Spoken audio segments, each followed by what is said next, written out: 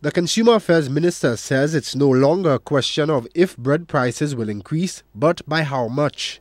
Rufus Bousquet says the price increases on government-controlled baked goods will take effect before Christmas. He says government has to balance the increase to ensure consumers are not overburdened while ensuring that bakers remain in business. The bakers have the freedom to raise prices on a number of the products that they make.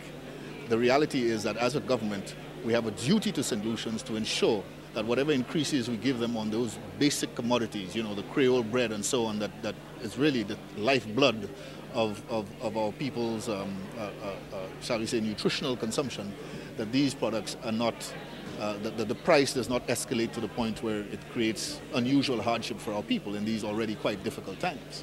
Bousquet says the Bakers Association is in the process of preparing a report on their production costs to allow government to determine best the extent of the price increases.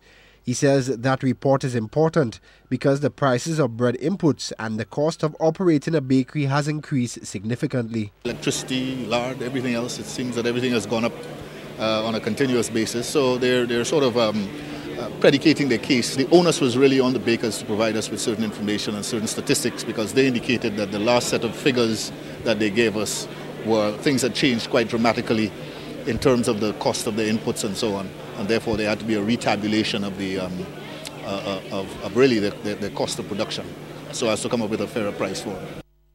The Commerce Minister says government's revenue intake is being affected because every container of flour is being subsidized to the tune of $21,000.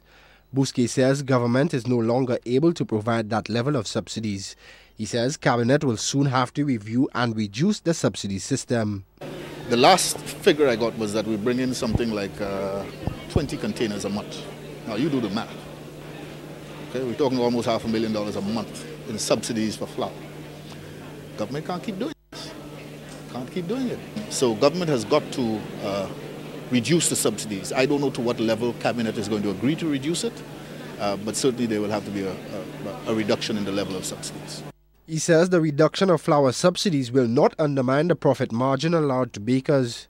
The Commerce Minister says bakers have proposed a hefty increase on controlled bread prices, but the final determination will be made in the best interest of consumers and to keep bakers in business.